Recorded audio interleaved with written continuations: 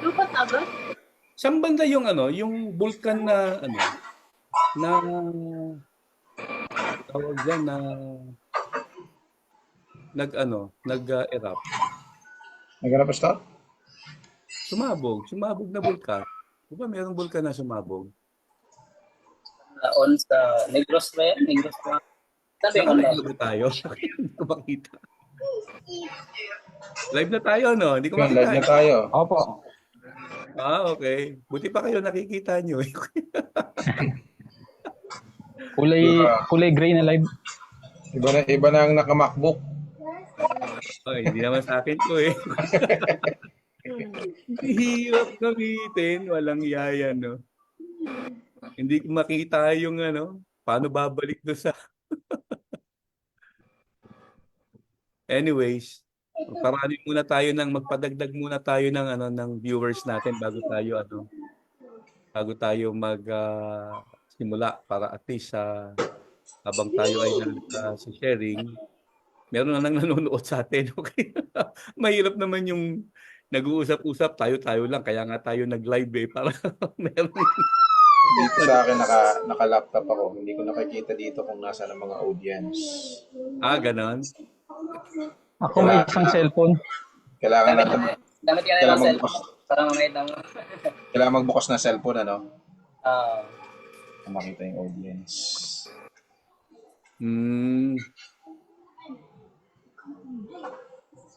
Hindi ko ngayon makita yung ano, yung hindi ko ngayon makita yung tawag dito, yung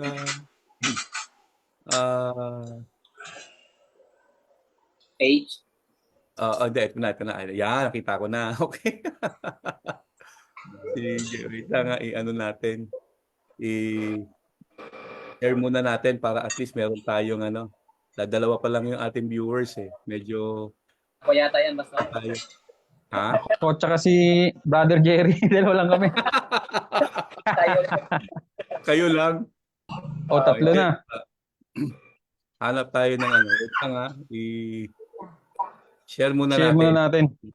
Share muna natin sa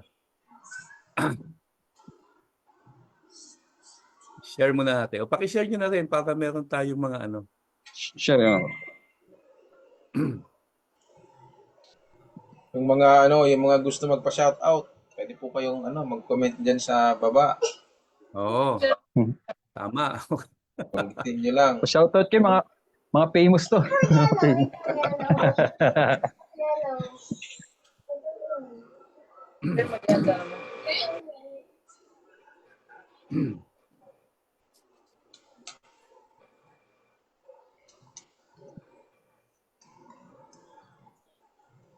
Yan na si Bog. Hindi ko alam kung anong saang ano yun eh. Kung saang sa tawag dyan. Kung saang ano yung eruption. Wait lang Balik ako, wait lang.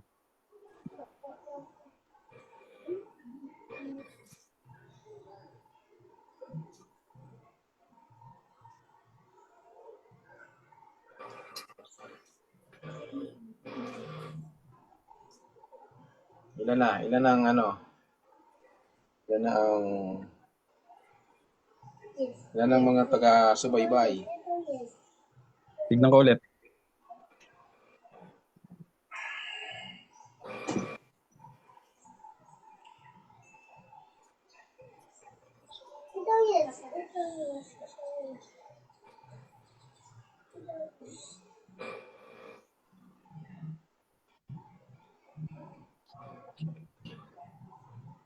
Apat. Apat na apat.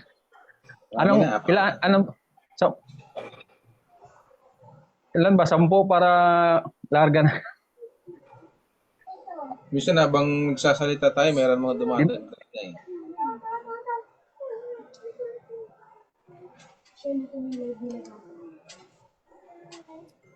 Yan na yung mga kapatiran natin.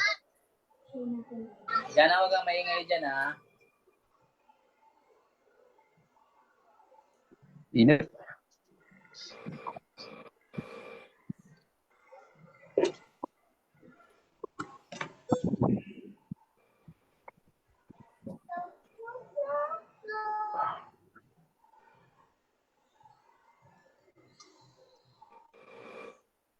Kanina pa ako salita ng salita, nakamute pala yung phone ko. Kaya pala hindi kayo nagre-react sa mga sinasabi ko. Grabe. Hirap, nakakalimutan. Ang init Buti dito. mo kayo kinagalitan, Pastor. Ah, kanina pa eh. Kaya sabi ko, bakit hindi kayo nagsasalita? Oo. Teka lang ha. I-share natin muna yung ano natin. Yung ating Shout out tayo kay Calidad, Misoga, shout out kay Bogs, kay Rebecca, Andaya, kay Nelly Rose Tarea. Magandang gabi. ayun. Yan yung ating mga Out viewers. sa inyo.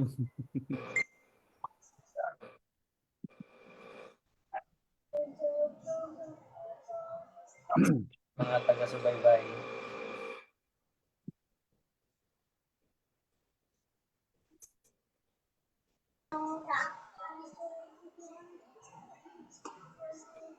Si Bogs Galvez from Laguna. Si Caridad Misoga from Mintupa. Ang layo din ng mga viewers natin, no?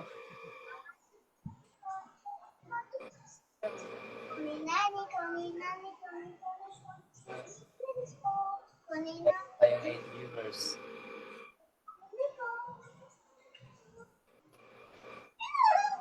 Yan. Hindi ko ma-share. Bahala na kayo. Kayo na lang mag-share. Okay? Share nyo na Dami ba? ko, share ko na, dami ko nang share eh. Ayun. Yung bata. Di bale. Pag-aralan ko muna siguro to. Medyo nakakaano siya eh. Nakakalito. Naguguluhan ako. Gumugulo. Hindi ko siya maintindihan. Anyway, bati na tayo para tayo ay makarami. Anyway, medyo at least meron na tayong konting viewer, no? So, ako na, unahan ko na. Magandang araw sa inyong lahat. Kung saan man kayo naroon, magandang umaga, tanghali, hapunan, okay, magandang gabi sa lahat ng ating mga regular na followers nitong ating program. Welcome once again to Grace Life Forum, kung saan wala po tayong ibang pinag-uusapan dito kung hindi yung buhay natin sa ilalim ng bagong kasunduan or new covenant. Kaya Grace Life, okay? O Grace Life Forum. Ito po uli ang inyong lingkod, Brother Henry Uy from Grace Life Church, Binyan. Good evening po sa inyo lahat. Naalala ko tuloy si Mike Enriquez, no, yung katagang hindi namin kayo tatantanan. Kasi kung paanong mainit po ang panahon, yung kung init ng usapin ay sasabay po dyan. Iyon, no? Di ba? Kung mainit ang panahon, yung ating pag-uusapan ngayon ay mainit. So, lagi pong mainit yung ating pag-uusapan. Oo, pinagpapawisan na nga ako rito eh. Posible, yung mga makapakinig sa atin na siguro hindi sila kumbinsido, medyo iinit din sila. Pero Yun. buksan lamang po natin yung ating isip kasi yun naman ang kailangan pag tayo po ay nakikinig. Ang hindi lang naman nakakaunawa ay yung sarado na yung isip o hindi pala. Ang ayaw umunawa. Yung mga saradong isip. So buksan lang po naman natin yung ating isip at of course padaluyin natin yung biyaya. Pag yung biyaya ay nabubuhay sa atin, ay andyan lagi yung tulong ng Panginoon para mas lalo tayong matuto sa salita ng Diyos. So magandang gabi. O, Jed. Makabuluhang gabi. Makabuluhang gabi sa mga viewers natin at sa mga darating pang makikinig. I-pray na tayo ay laging mapagpala sa ating ginagawa at nawa ay maging makabuluhan nito, no? Magandang gabi. Okay, yan, good evening. Isang mapagpalang gabi muli sa lahat na kabiyaya. Ito po si Brother Jerry ng Grace Life Church Binyan. Welcome po muli sa ating live. Salamat din sa ating mga viewers na patuloy na nagsubaybay sa Grace Life Forum na ito. Mari po natin share Kung nagustuhan nyo man yung ating mga topics dito, pwede natin i-share para mas marami pong makakapanood. You may also like and follow sa ating page para updated naman tayo sa mga kaganapan dito. No? Tapos, kung interesado po kayo to worship with us, meron po kaming church, Grace Life Church Binyan, located at 106 Tapos Binyan, Laguna. Worship service, nag-start po ng 9 a.m. Okay, last time, yung napag-usapan natin, recap lang tayo ng konti, no? Napag-usapan natin tungkol dun sa mga naging response ng ilan na kapag nagturo tayo ng complete forgiveness, ito ay license to sin. Konting ano lang tayo balik. No? Tapos, sana naging malinaw na sa atin yun, no? Yung last natin na yung message ng complete forgiveness is biblical. Hindi siya yung gawa-gawa lang o base lang sa sa nagtuturo sa kanilang sariling paliwanag. Dapat nating alalahanin doon o maintindihan na ang complete forgiveness is biblical. Okay? Napakadami pong verses na binanggit natin doon sa topic na yon na nagpapatunay na we are completely forgiven with one sacrifice. At ano yon? Yung ginawa ni Christ sa cross. Okay? At dahil nga doon, we are forgiven, napatawad na tayo sa ating mga kasalanan, our past, present, at future. Okay, so sana naging malinaw po sa atin yan. At ang mga tao nakaranas ng complete forgiveness ay normal na naging mabuti ang response nila. Hindi yung nag-aabuso at gagawa na ng kasalanan, gagawa na ng gagawa kasi nga napatawad na. So hindi ganon. Meron nga tayong nabanggit doon na mga character sa Bible, di ba? Yung si Zacchaeus at yung isang babaeng makasalanan. Kung natatandaan nyo, ang naging response nila, after nila makatanggap ng complete forgiveness, ay naging mabuti. Now, kung tayo ay completely forgiven na, it means we are justified. Tama po ba yun? Yes. Right. Magkapatid yan eh. Yes, kaya konektado ito dun sa pinag-uusapan natin last time. Kaya meron tayong konting recap. No?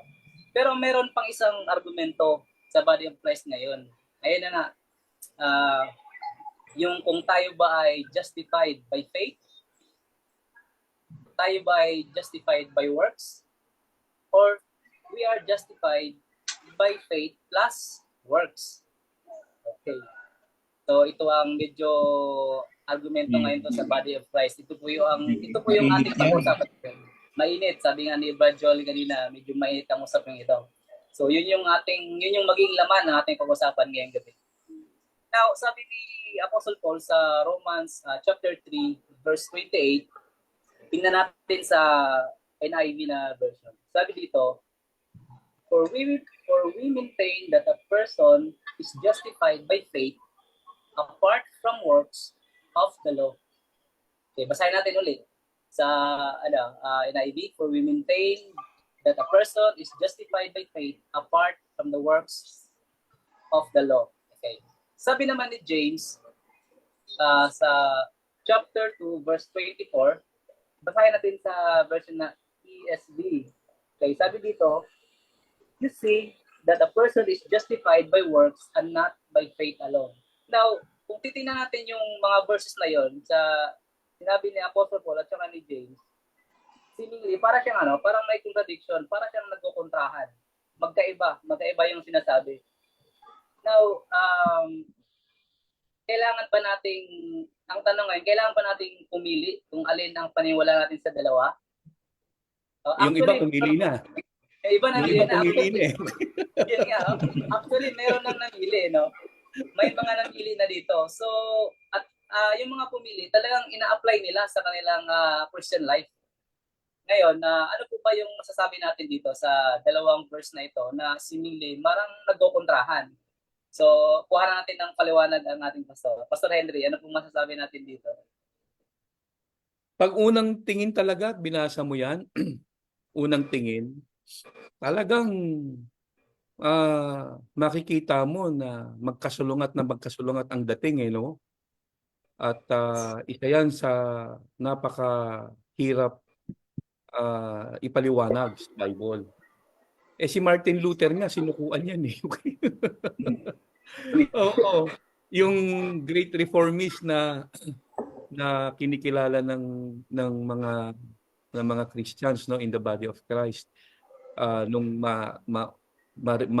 magkaroon ng revelation si Martin Luther about justification by faith, di ba? Sa Romans chapter 5, nung una niyang mabasa yon, we are justified by faith, no? Nung mabasa ni Martin Luther yon at nagbigay linaw sa kanya na tayo ay talagang na-save lang only by the grace of God, na justified tayo by faith. Nang makita niya yung James, talagang ang conclusion niya, dahil kumukontra to, parang ganun ang dating, sumasalungat doon sa sinabi ni Paul. So, nung makita niya yan, parang since hindi niya ma-reconcile ang solusyon niya, punitin yung Ulitin na lang. wag isama sa sacred canon yung tawag dito. James. By the way, nagpalit ako ng damit kasi kanina nakikita ko bumabakat na yung pawis ko sa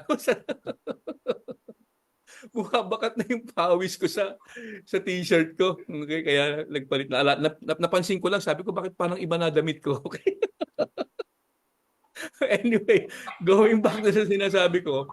So even si Martin Luther, na great reformist, na nagpasikat nung teaching ng justification by faith, hindi rin niya napaliwanag kung paano nangyari na parang si James sumasalungat dito sa message ni Apostle Paul. So parang ang dating talaga, si James iba yung kanyang sinasabi, iba yung kanyang tinuturo. Kasi tingnan mo, sabi ni Apostle Paul doon sa Romans 3, we are justified by faith apart from works. Iwalay sa gawa, walang na-contribute yung works natin sa ating justification. We are justified by faith apart from works. Kasi ito naman si James, ang sabi ni James, we are justified by works, not by faith alone. Okay? So talagang sa unang tingin, magkaiba sila ng sinasabi. At nahirapan ng gusto si Martin Luther dyan na balansehin at i-reconcile. Kaya ang naging solusyon niya dyan, dapat tanggalin yan sa sacred canon. Punitin natin yan, hindi yan kasama. Okay? Punitin yan. So, marami ng debating na dyan, na nabuo dyan, na ang paniniwala nga ng iba, hindi lang tayo na justified by faith, kung hindi by works din. Parang lumalabas niyan, nagkaroon na ng kaligtasan na yung faith mo dapat merong works din para ikaw ay ma-justify. So, which is, I believe, it is error. Erroneous yung ganung kasi yung iba pumili na eh. Ang pinili ng iba talaga si Paul lang. No? Wala tayong dinagdag na works. Yung iba naman pumili si James na tayo ay na-justify by works. At yan yung doctrine na rin ng mga ibang religion like Catholic faith na dapat may works. Kasi yung iba naman pinagsabay na, no? Na-justify tayo by faith plus works. Na-justify tayo by faith and works, dalawa na. Which I believe, ang Bible hindi pwedeng mag-contradict sa kanyang sarili. At iisa lang ang nag-inspire sa dalawang author na yan, kay Paul at saka kay James. Ang nag-inspire dyan is of course no other than the Holy Spirit. Kaya hindi po pwedeng iba yung tinuro ni James, iba rin yung tinuro ni Apostle Paul. Same sila ng message, gospel of grace through faith ang justification natin.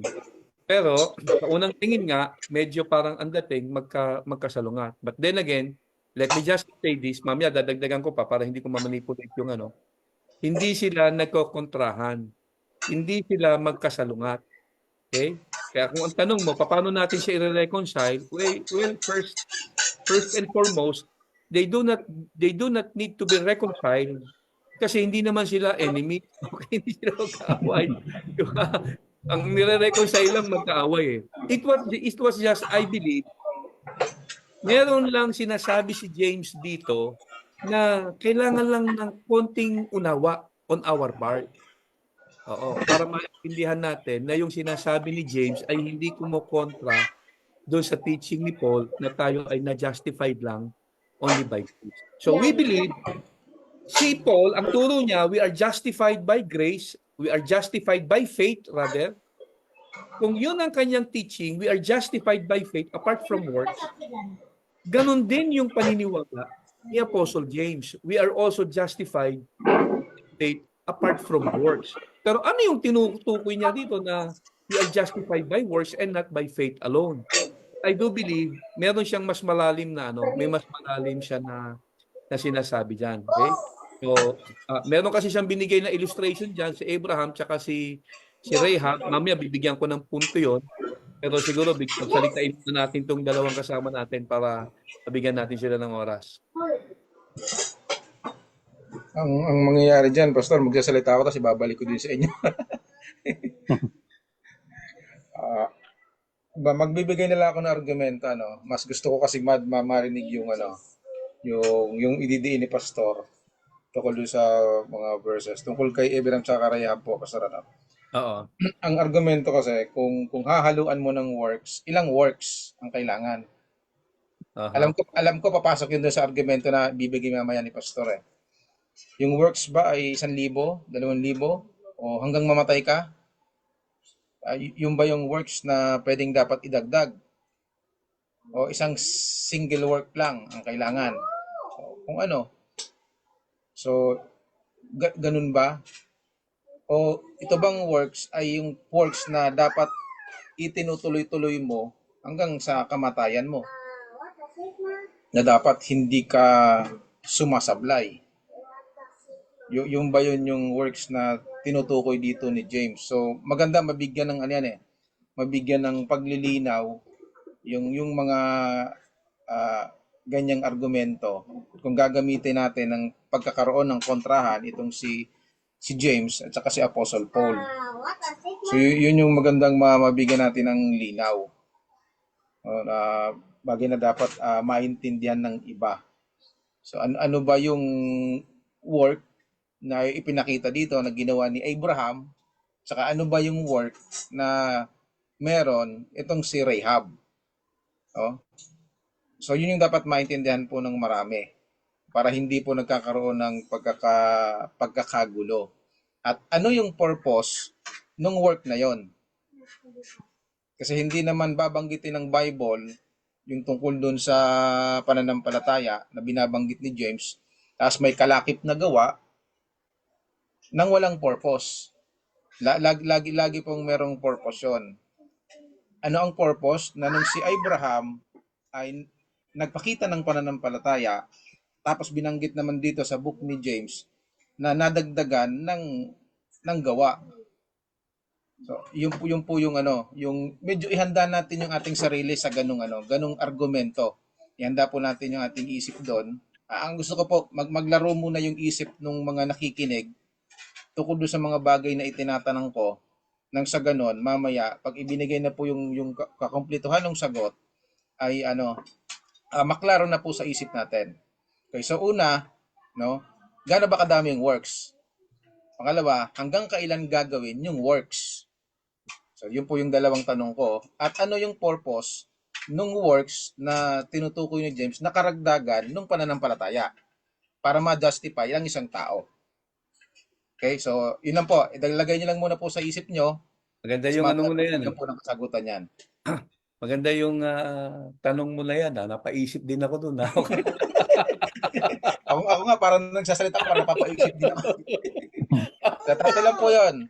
Gano'ng kadaming works? Hanggang kailan gagawin yung works? At ano yung purpose ng works? Oo nga. Ay dadagdag sa pananampalataya ng sa ganun, ma-justify ng isang tao. Na-justify ka by works. Hold on lang po muna kayo. So maya-maya pasasabugin po natin yan. Gusto kong maging excited muna yung iba. Kung ano talagang katumbukan ng mga argumento po yan. Pansamantala, ipasa muna natin ang bola. Oo. Sino gusto magsalita? Oo. Okay, sige po. Sa gabing ito, gusto ko rin sana pag-usapan natin yung yung pinaka misinterpreted verse na si dito sa James chapter 2, yung faith without works is dead. So kasi yung interpretation ng marami diyan, o hindi sapat manampalataya ka lang. Kailangan may gawa ka. So Para yun na yung maligtas. para maligtas. Yun yung pinaka isa sa mga pinaka na misinterpreted verse sa Bible, no, na ang daming nagko-quote na hindi nila naiintindihan. No? So ang lumalabas, hindi sapat manampalataya lang, kailangan mong gumawa, kundi hindi ka maligtas. No, isa 'yun sa mga magandang mapag-usapan natin ngayon. Kung mapapag-uusapan, mas maganda.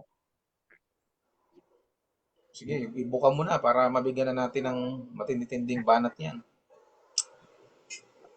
Sige, mamaya na lang. Balikan natin si Pastor. Baka meron siyang gustong eh.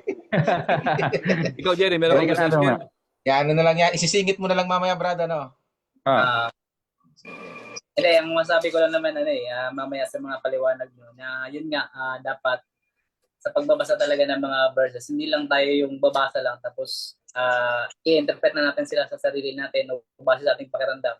Kasi yung tao talagang tulad yan, naghahanap talaga ng ebidensya na nasaan ba yung faith mo? Ba't di mo ito ginagawa? Kailangan may gawa ka. So, ayan, Pastor, sa mga paliwanag natin, syempre masasagot yan. Kung ano ba talaga yung kailangan nating maintindihan sa dalawang verse na yan. Kung kailangan ba nating mamili o hindi naman talaga kailangan. Pastor Henry. Hindi natin kailangan mamili dyan kasi parehas nasa Bible yan eh. Yes. At hindi naman po pwedeng kinontra ni James yung teaching ni Apostle Paul, which is very, very clear. We are justified by faith apart from works. Ang linaw nun. Apart from works, na-justify tayo by faith. Ginawa tayong matuwid, declared righteous, only by faith, apart from works. O ngayon, biglang eto si James, meron siyang sinasabi na sa aking pananaw, hindi naman niya kinokontra si Paul, na misinterpret lang siya nung mga nagbabasa. Kasi hindi niya po pwedeng kukontrahin yung sinabi ni Apostle Paul. Pangalawa, if we believe that the Bible is the written word of God, no?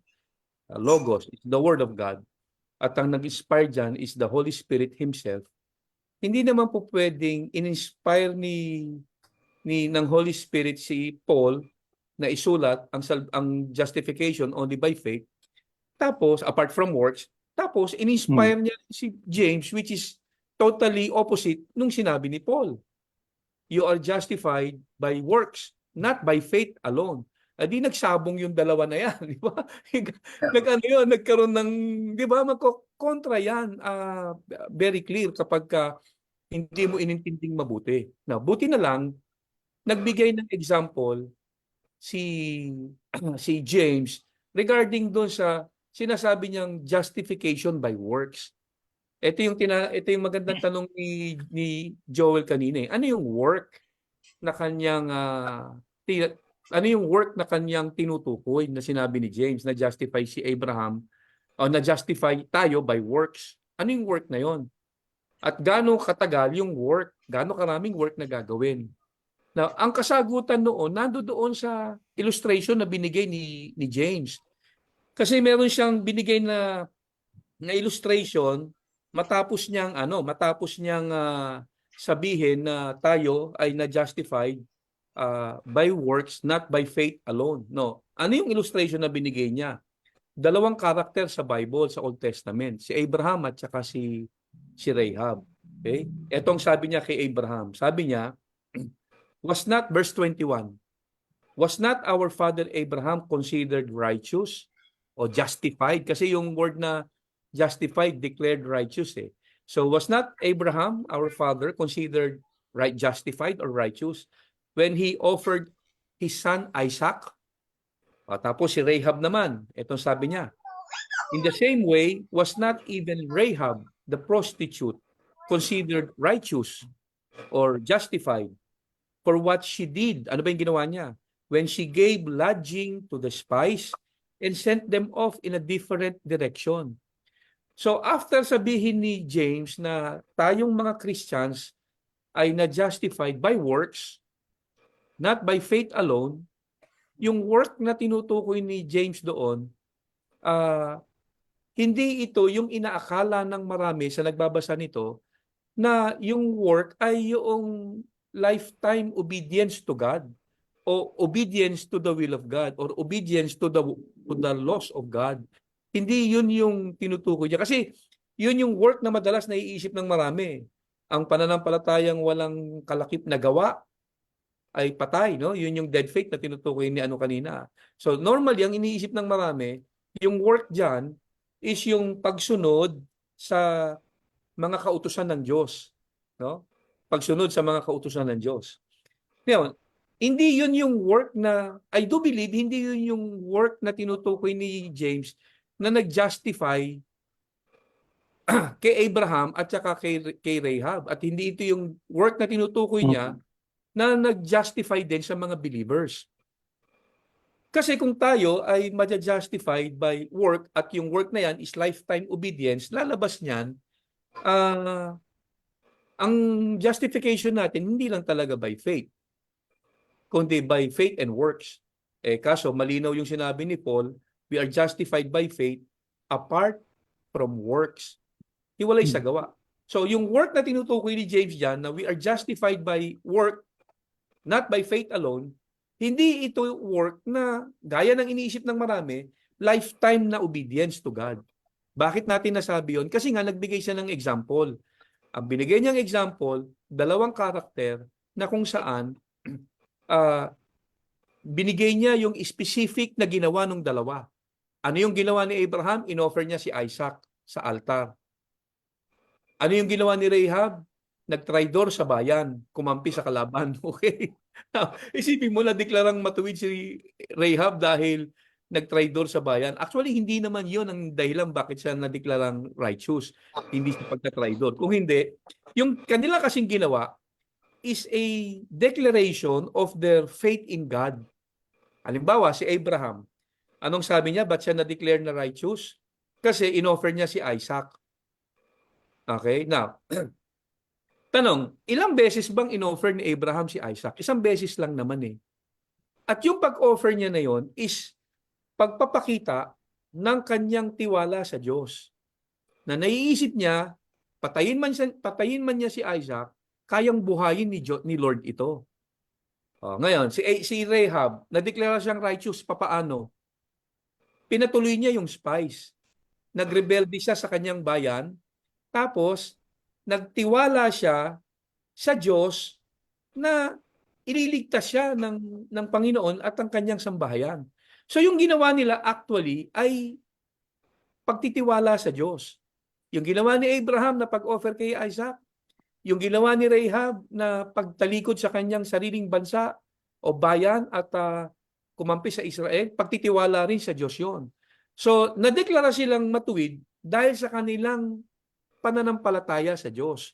Nagtiwala sila sa Diyos. So hindi nag-contradict si James kay Paul.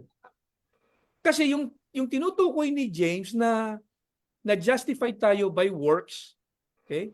Yung work na yon is just a one act of obedient faith. Hindi siya lifetime obedience. Yun yung magandang magandang consider diyan. Now, bakit tayo nakakatiyak na yun yung gustong sabihin ni James?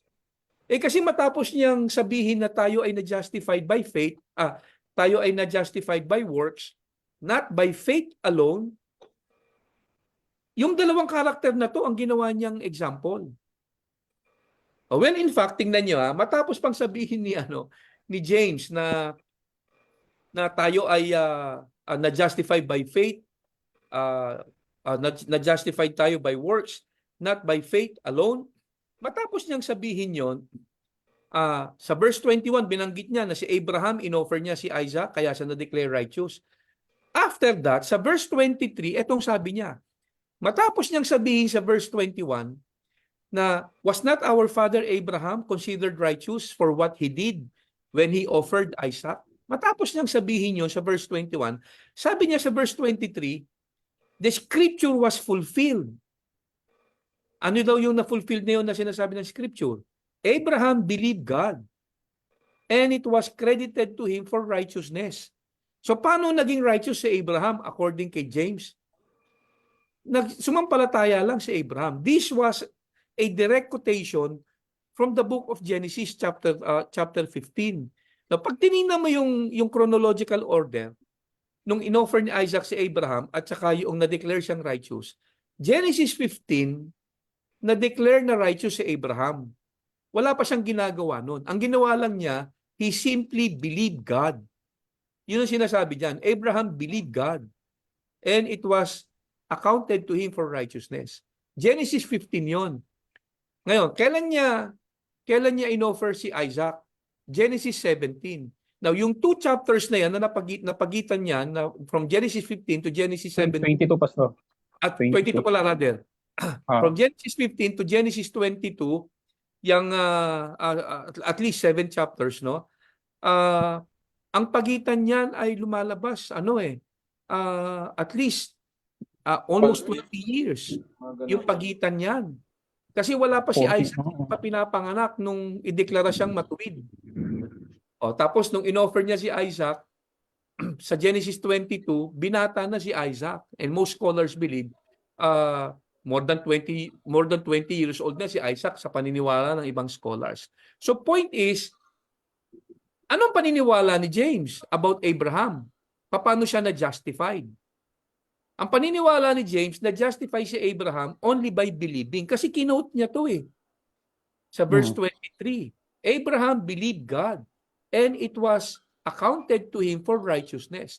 So naniniwala si James, si Abraham na-justified, naging righteous only by believing. Tapos nabanggit niya, doon sa verse 21, inoffer ni Abraham si Isaac. Sa verse 21, inoffer ni Abraham si Isaac. Sa verse 23, na-declare si Abraham righteous only by believing.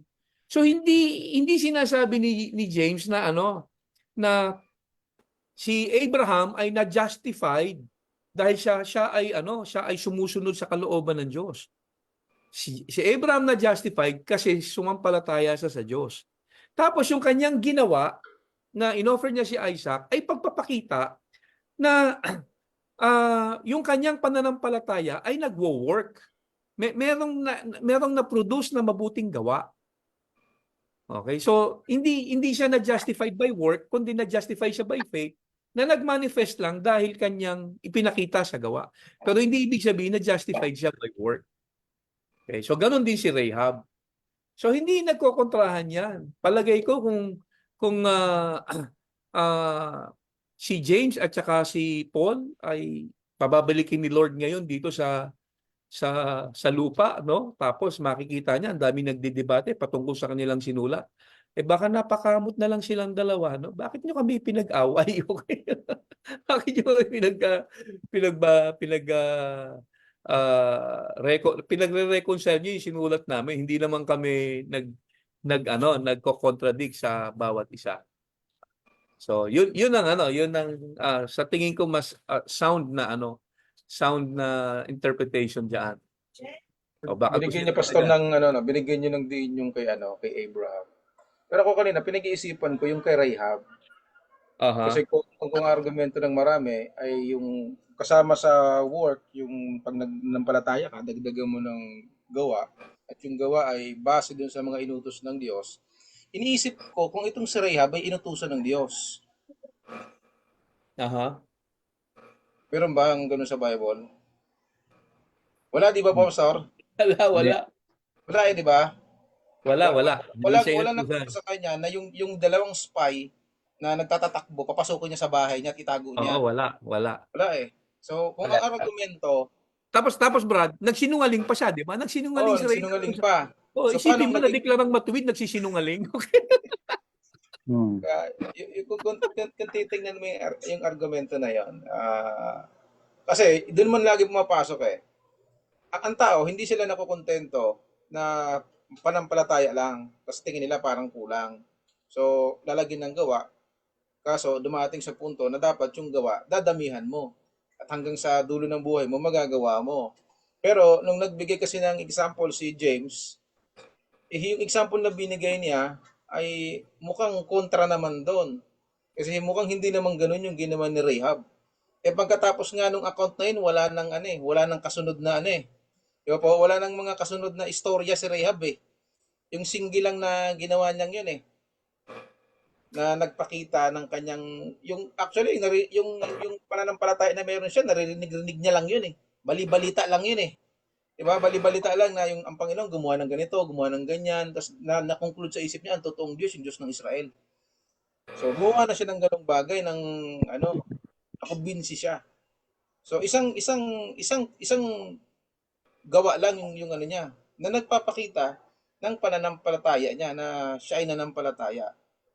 No? So, ako po, yun ang nakikita ko doon eh. No?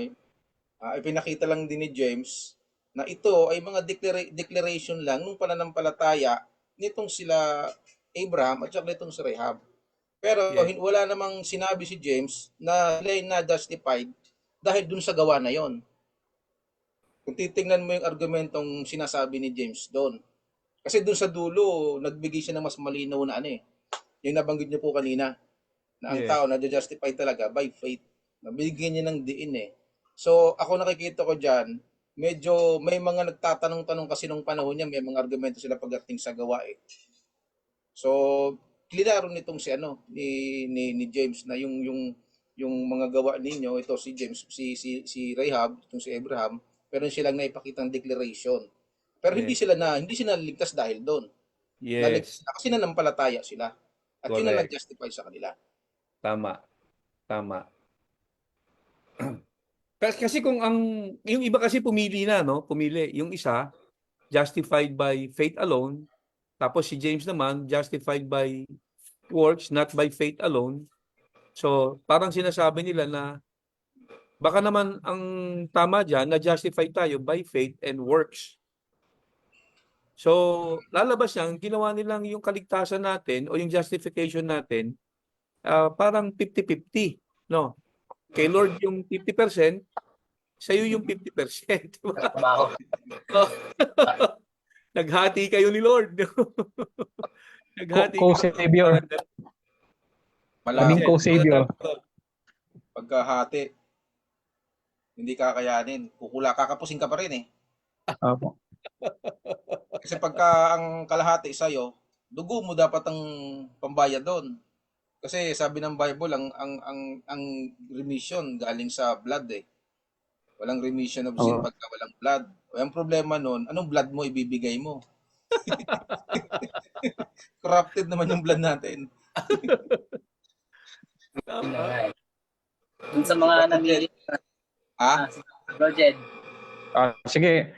Okay, ito po yung aking masasabi sa Book of James chapter 2.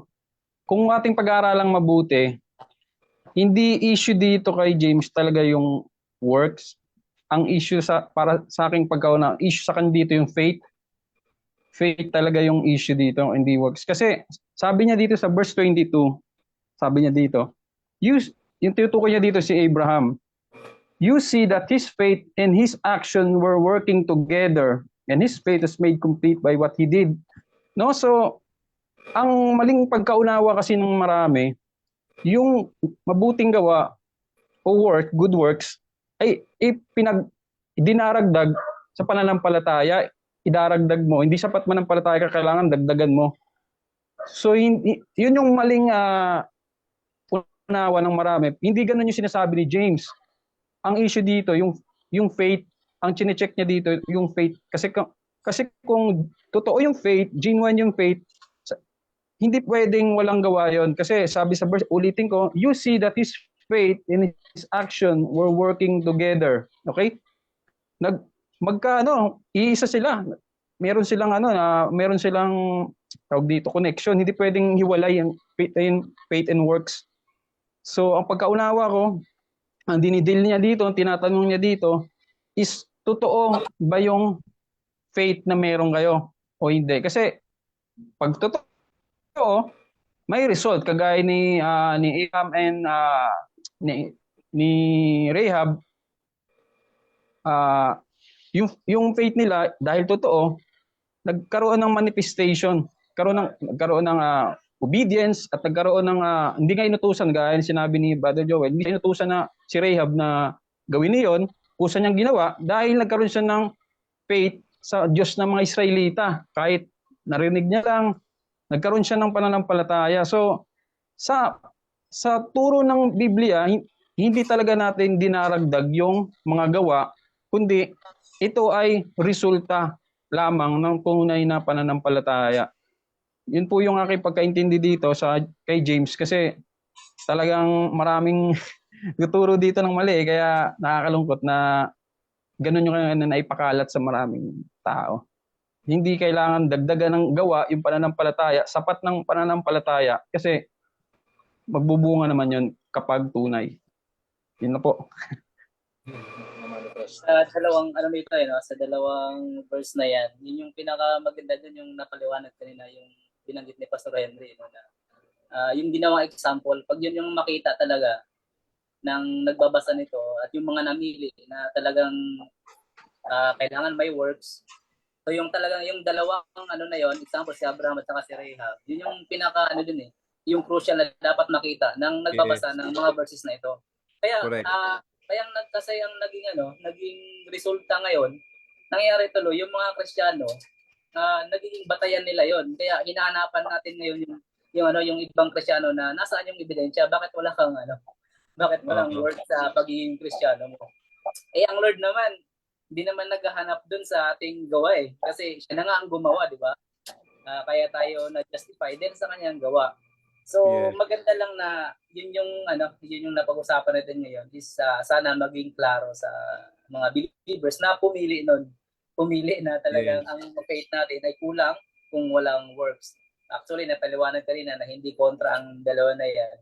So Hindi dapat pumipili diyan, oo. Hindi ka dapat pipili diyan kasi parehas naman yan na iisa ang aral. Author. Oo, iisa din ang author. Maganda rin yung sinabi ni Jed na kasi hindi din naman natin maikakaila na talagang pagdududahan mo kasi ang isang taong nagke-claim na Kristiyano kung wala kang nakikita talaga ni katiting na pagbabago Okay? 'Di ba? Meron akong one time nakausap, Brad no? One time na nag-share ako. Tapos habang nag-share ako dun sa babae, dumating yung asawa, lasing. Lasing, Brad. Susuray-suray. Talagang ang layo pa, kita mo lasing na Tapos pagdating doon, sino yan? Yan. Sabi ng babae, ikaw, lasing ka na naman. Halika dito, di ka dito. Tinawag siya. Buka rito. Para tumino ka. Di upo. Di umupo naman siya. Nagpakilala ako. Tapos tinanong ko siya, Kuya, okay lang ba sa'yo matanong kita kung kung wala namang huwag ka ma-offend sana, sabi ko. Sabi niya, ano yun? Kung sakali bang mamatay ka, Kuya, sabi ko, huwag ka ma-offend. Kung sakali bang mamatay ka, ikaw ba'y nakatitiyak na sa langit ka pupunta? Oo! Lakas ng sagot, galit pa Oo naman! Tapos nagtanong ulit ako, ganun po ba? Kung tanungin po kayo ng Diyos, halimbawa namatay na kayo at sumarap kayo sa Panginoon, tanungin kayo ng Diyos, bakit kita papapasukin sa langit? Anong sasabihin mo? Sumampalataya ako sa Kanya. Naku, pambihira. Tama yung sagot. Mahusay Oo, tama. Parehas yung sabi ko. Pero makikita mo naman, lasing, naninigarilyo, tapos panay pang bulong-bulong, nagmumura, mga ganyan. No? So, alam mo sa umpisa pa lang, ito sa impyerno pupunta Okay? Pero tama yung paniniwala kasi naniniwala tayo na pag ikaw ay sumampalataya sa Panginoong Hesus, ikaw ay magkakaroon ng buhay na walang hanggan. Apart from works, di ba? Pero nakikita mo naman sa kanyang pamumuhay, bago pa siya dumating, kinukwento sa akin ng asawa niya na talagang problemado siya ron sa mister niya at laging nagbibisyo. So alam natin na wala sa ayos, no? Ito yung talaga masasabihin natin na na yung gawa mo at saka yung pananampalataya mo hindi nagtutugma. Okay? hindi nagtutugma. Ngayon, hindi natin pwedeng ihiwalay yung illustration na ginamit ni James doon sa kanyang stand o teaching na salvation by works, not by faith alone. Yung work dito, although hinahanapan talaga natin yung mga tao ng pagbabago, pero yung work dito, since ang ginawa niyang example ay dalawang karakter na parehas, isang beses lang naman nilang ginawa yung kanilang ginawa. Si Abraham, isang beses lang niyang inoffer si Isaac. Si Rahab, isang beses lang niya ding pinapasok yung mga spies at itinago. So pareha silang dalawa ang ibinigay ni Abraham na example. At yung kanilang ginawa, pagpapakita ng kanilang pananampalataya sa Panginoon Diyos. Pagpapakita ng kanilang tiwala sa Panginoon Diyos. Kasi nung inoffer ni Abraham si Isaac, nagpakita yun ng kanyang tiwala sa Diyos na kahit patayin niya si Isaac, muli siyang bubuhayin ng Diyos. Yung tago ni Rahab sa spies, pagpapakita rin ni Rahab yun ng tiwala sa Diyos na poproteksyonan siya ng Diyos dahil naniwala siya doon sa mga salita ng Diyos na ibibigay ng Diyos sa Israel yung kanilang bayan, no? Yung kanilang lupain. So yung ginawa nila parehas is an act of faith. At ganun din naman yung ginawa natin kaya tayo na-justify. Nanampalataya tayo. So yung work na tinutukoy dyan is yung pananampalatayang ipinakita ni Rahab at saka ni Abraham doon sa kanilang ginawa.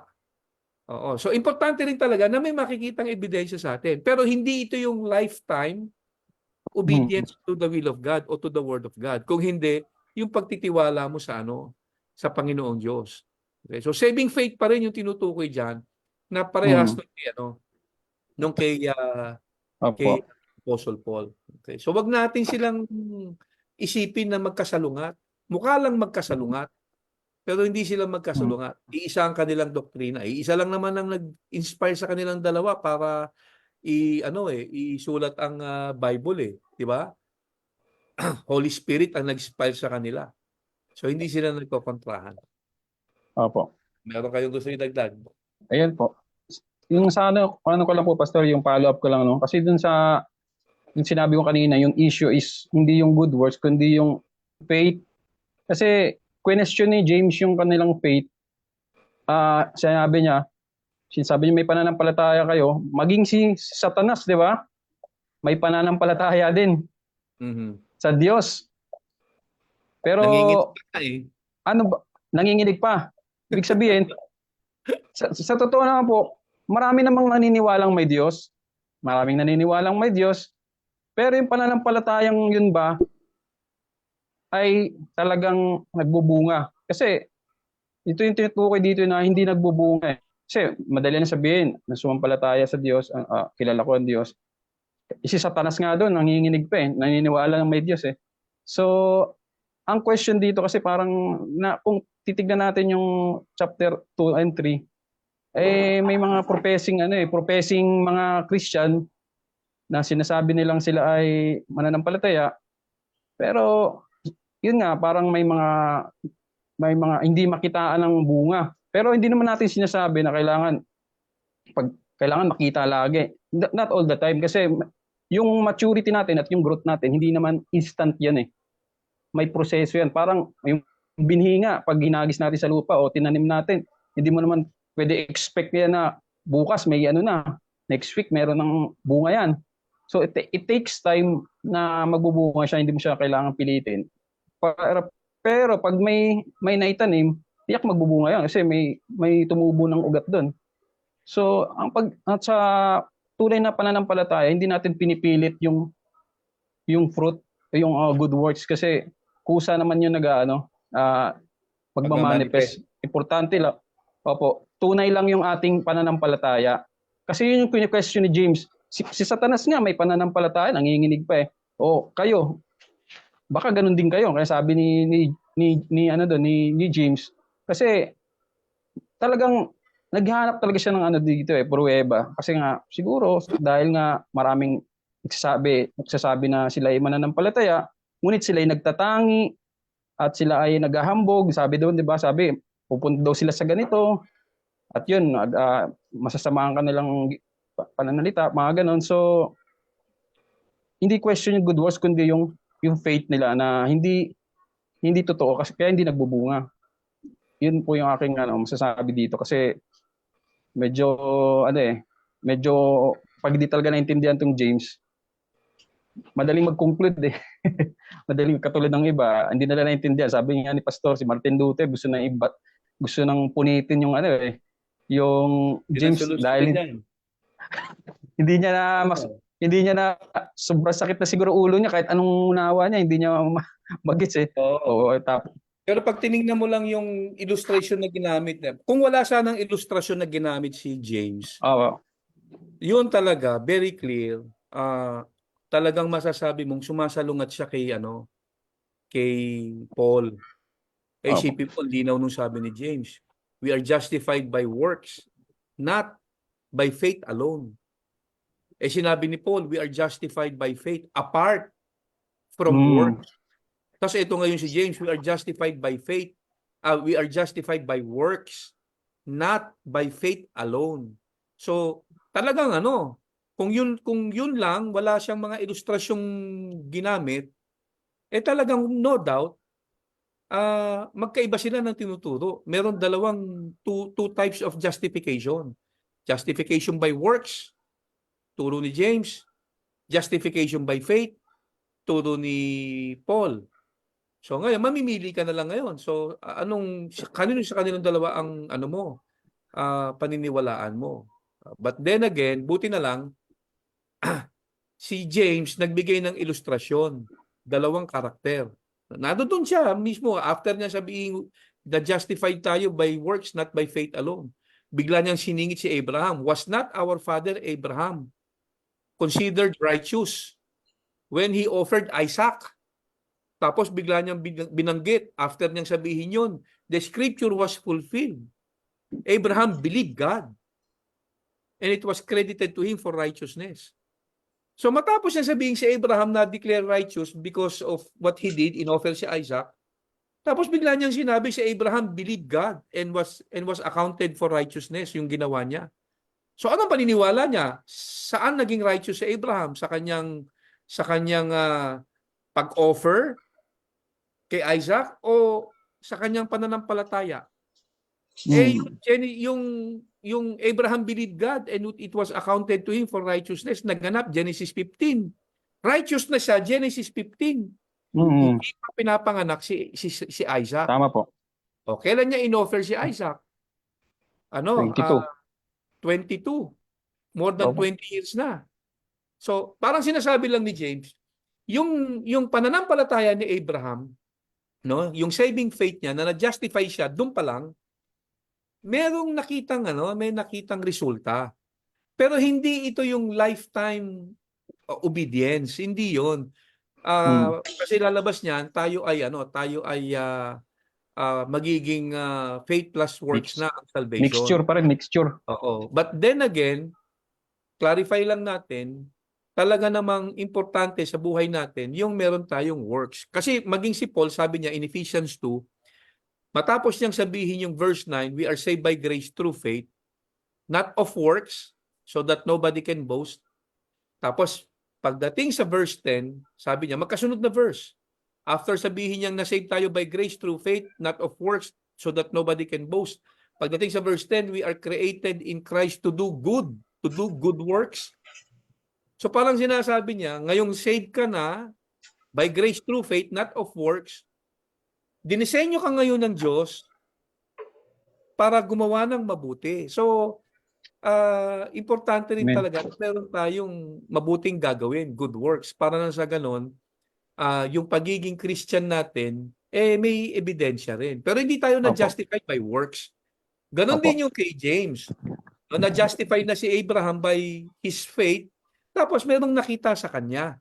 So, hindi sila nagko-contradict. Kaya wag nating isipin na na parang magkaiba yung kanilang sinasabi. It was just a misinterpretation. Kaya pag nakita mo yung ilustrasyon, si Abraham tsaka si Rahab yung ginawa na ilustrasyon, makikita mo, ito pala yung yung posibleng solusyon doon sa parang seemingly contradiction. Okay? So si Martin Luther, medyo siguro sumakit lang ang ulo, hindi niya nakita yon. Tapos ang solusyon niya, unitin niyang huwag isama sa sacred canon niya. Okay? Opo. Hallelujah. Pastor, yung yung 'di ba, hindi hinintay ng Diyos si Abraham na maihandog niya si Isaac para i-declared na righteous, no? Hindi hinintay ng Diyos na na magawa niya yon bago siya ideklarang righteous.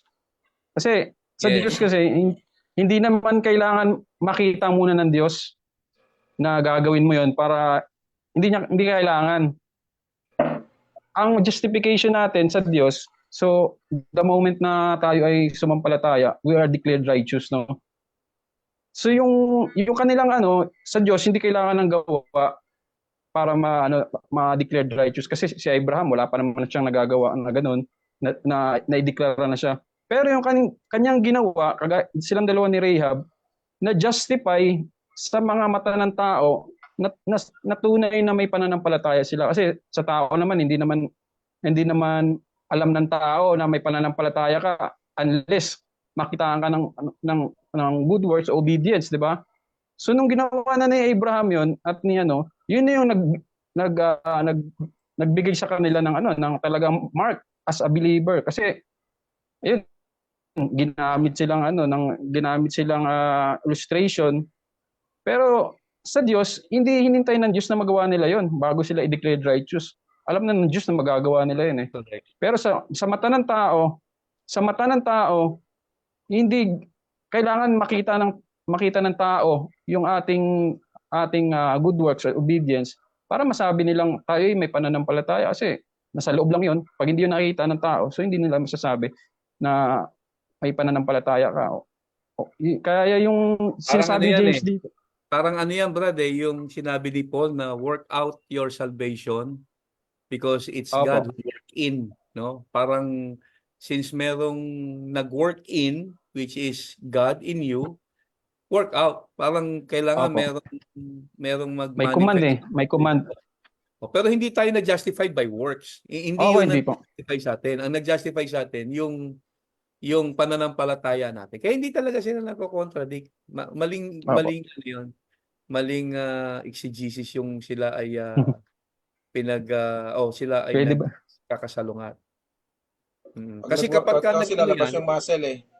Yes, workout, lalabas yung muscle. Nandoon na yung muscle, ilabas. Nandoon na siya, mas lilitaw lang, ibig sabihin magiging parang mas convincing ngayon doon sa mga audience. Kasi may audience din naman siya diyan si James, 'di ba?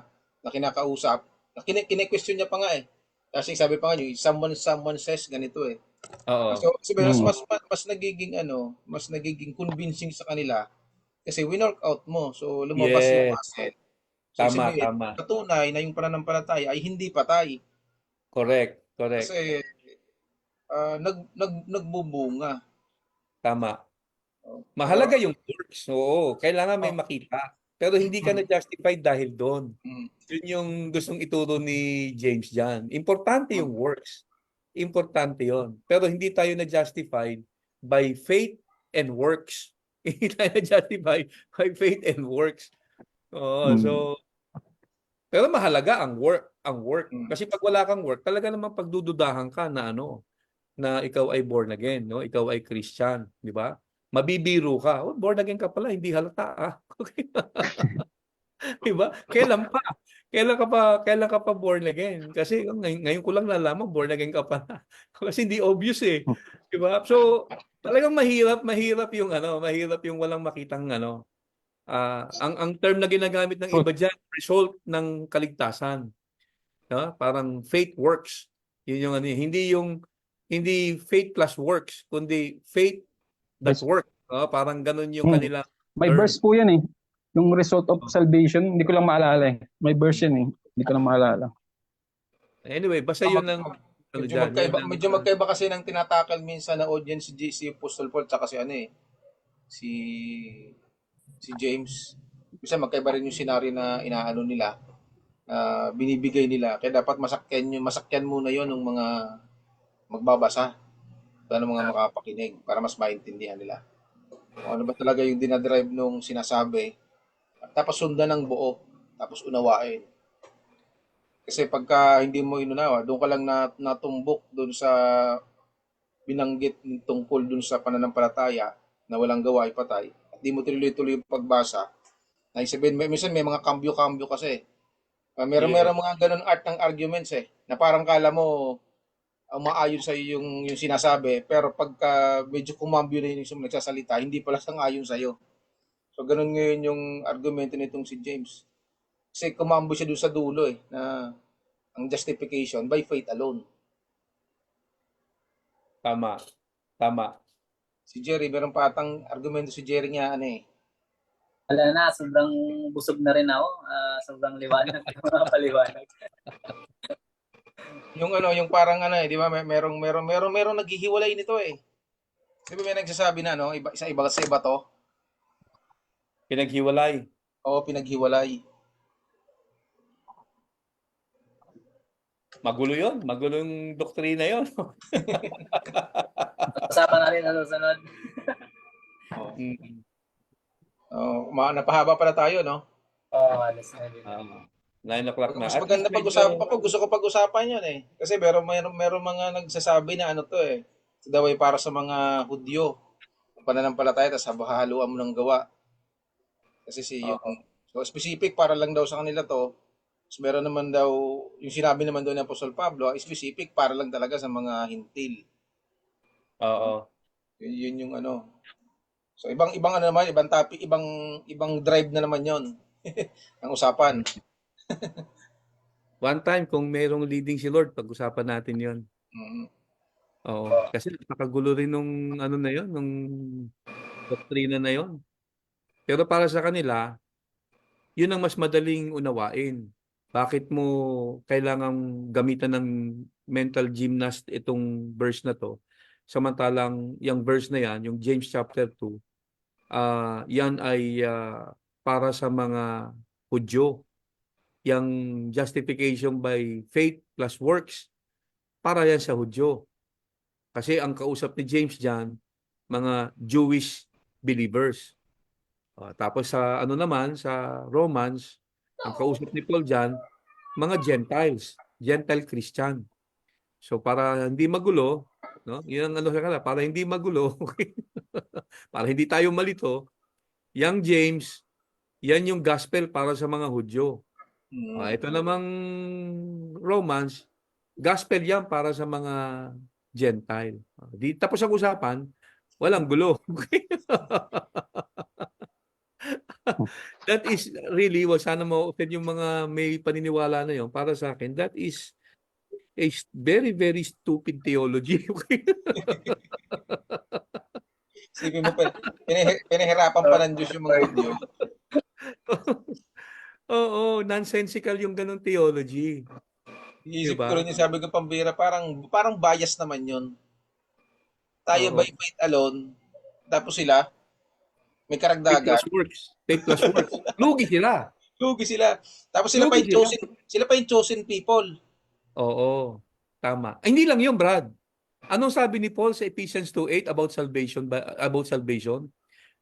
By grace lang, through faith, so that nobody can boast. Para walang magmayabang. So, Yes. they are saying na merong mga grupo ng tao na magmamayabang because they are saved not only by faith, kundi also by works. Si Paul nagsabi, walang magyayabang so that nobody can boast. Sa Parang Romans 4, di ba? na merong mga grupo ng tao na magmamayabang, na merong ipagyayabang. Yun yung kaya medyo saliwa yung na yon, saliwa yung stand na yon. Hindi tatayo yun sa liwanag ng scripture. Malabo. At saka ako pa yung pinag-aralan ko yung Book of Psalms, isa sa theology ng Psalms yung unity, isa sa yung pag-iisa ng sangnilikha maging sa kaligtasan. Kung mahihiwalay yung salvation ng Hudyo at saka ng mga Gentiles, makukontra yun dun yung mabibreak yung plano ng Diyos na maging unite. Mhm. So hindi na yun yung sinasabi maging ng prophecy na iisahin lahat pagka ganun. Mhm. So maganda sa mga susunod na yan siguro hanapan natin din ng mga verses yan Oo. Bigyan natin ng time kung loloobin ng Diyos, no? Sige. Anyway, sana naging malinaw tong pinag-usapan natin sa gabing ito. Oo.